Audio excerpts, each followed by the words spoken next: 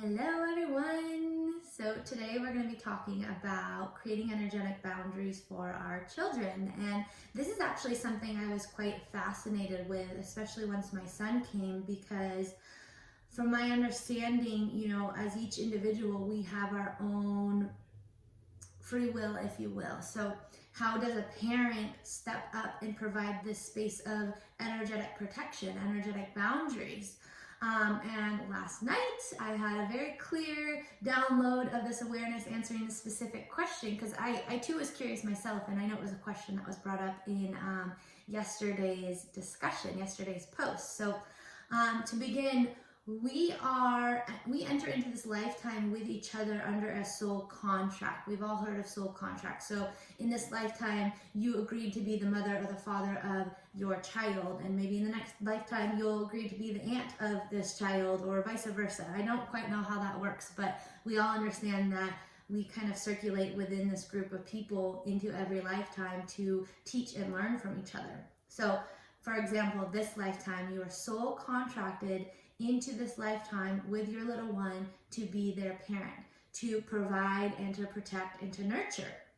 So with that being said, we are not only the legal guardians of our children in this physical reality, we are also the soul guardians of our children in this reality.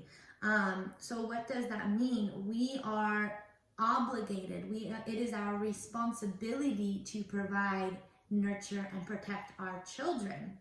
And the way it was explained to me was that in the younger developments of our children, on an energetic standpoint, not only on a physical standpoint, mental standpoint, emotional standpoint, we are obligated as parents to provide and nurture those aspects of our children. But on an energetic standpoint, we are also responsible for holding space in that development too.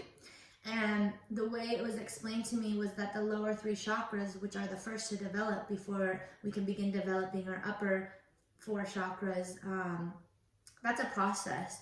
Our root chakra is actually developed between conception and they say 5 years old. I would like to say that it's between 5 and 7, where that security and that sense of self is truly developed into a space where they're able to use their voice and be able to understand what it is they want and they need. But it's before those ages that children are, in this lifetime, in this human experience, are not mentally developed enough to process what's happening with them. So if they're seeing spirit, or they're seeing even a person in this lifetime that they don't feel comfortable with, they might not be equipped enough to say, I don't feel comfortable with you, you're not welcome in my space. So that's where us as parents, as soul guardians, are able to hold that space for our children and say, this space is my child's energy, and all that is allowed within my child's energy is the highest vibration of love and light. Anything lower than that is not welcome into my child's perception.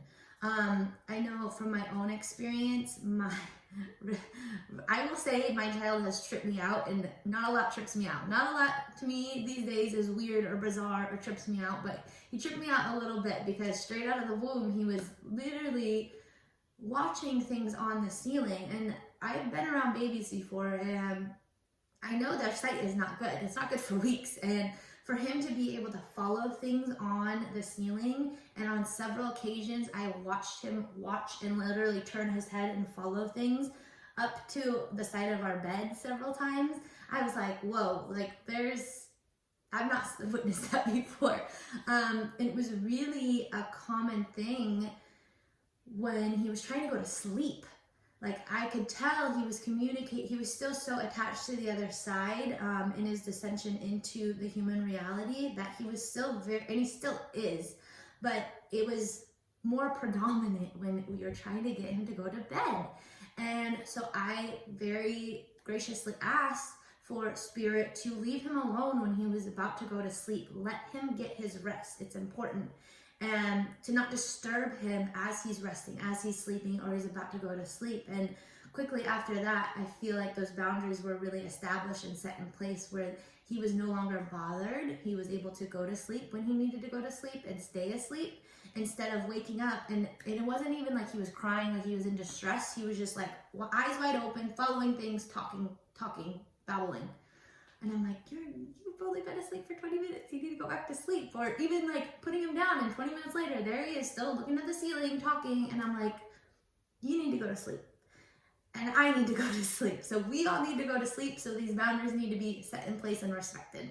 And to understand energetic boundaries, it is part of the law of the universe where those boundaries have to be respected. But it's important to understand that if we don't establish boundaries, we can't expect them to be respected. And that goes both in the physical reality and the energetic reality. You can't expect another person to recognize boundaries if they're not set in place. So it's about establishing them, speaking them into fruition, and setting that intention with them.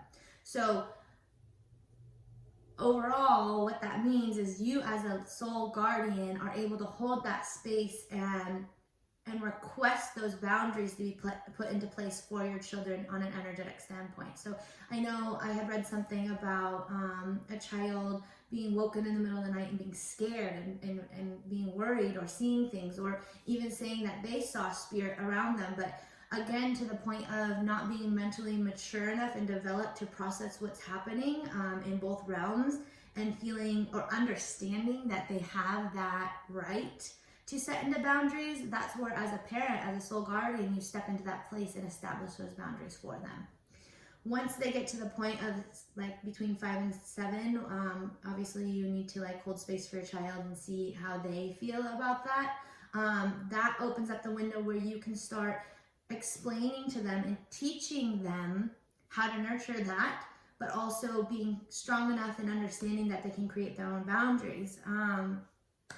So also, this is something that I felt was really fascinating too, because our throat chakra generally isn't developed until later in our 20s. And I think when we can hold space in assisting our child to learn and recognize that they can use their voice to establish boundaries, I think that chakra in so many will start developing at an early age, so that we can, as children, they can have that power in their hands to say, this doesn't make me feel comfortable, or this is what I'm needing at this time, which I think is incredibly powerful and important. So that was something they also were like throwing in there as I was channeling last night. Not my choice. I was like, I'm going to bed, you guys.